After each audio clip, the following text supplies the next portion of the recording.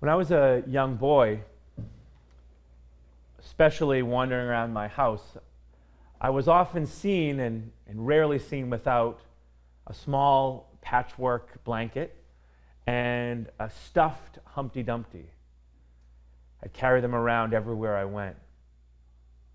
At weddings, at Catholic weddings, after the vows are exchanged between the husband and wife, they exchange as well rings. And as they exchange these rings, they pray that these would be a sign of the love and fidelity that each has for the other. Many of us, and I suspect many of you at home, even as you look around your room, you can see pictures, you can see souvenirs, you can see trinkets, little reminders of times in your life or places you've been that speak not just of the object, but of a truth, of an abiding truth of relationship, of love. They remind us of that intangible reality that we all share in. You know, all these things, whether it's Humpty Dumpty, whether it's these rings, or whether it's photos, they help us who know at times in our life that we're safe, that we're loved, that we belong in a relationship of fidelity and grace and mercy and love. But each of these things are tangible.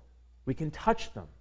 They're tangible signs. They're real and physical reminders that point us to those truths, that point us to the love in our life, that point us to the promises that have been given to us.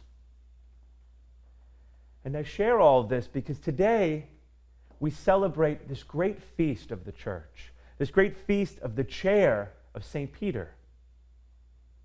In many ways, it certainly is a feast concentrated on and pointing to a piece of furniture. It's pointing to a seat, the cathedra of St. Peter. This sign, this symbol, this real and tangible chair that shows us his authority, that shows the Pope. But this feast also, it points to a deeper truth. It points to Peter's and ours confession of faith. It points to that moment when he declared by God's grace to Jesus, "You are the Christ, the Son of the living God." And Jesus, who said to Peter, who said through Peter to his church, "And upon that you are Peter, and upon this rock I will build my church." We hear and we celebrate today that Jesus' promise, his promise that death, that evil, that the evil one, that Satan, that none of these would prevail over. None of these would defeat him. None of these would defeat his church.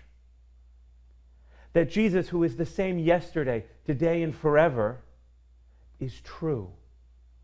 We celebrate today that Jesus' word, his proclamation that his grace and his mercy and his salvation, which is declared to Peter and given to him to watch over, was not only true for them, but is true for us. And so we gather today with joy and thanksgiving that Jesus shows us visibly through the chair of Peter, through the authority of the church, through the Pope, that his promise, that he's always with us, that he's with you and he's with me, that his promise is real and it's tangible and it's true. And so that we can know that Jesus' promise is certain.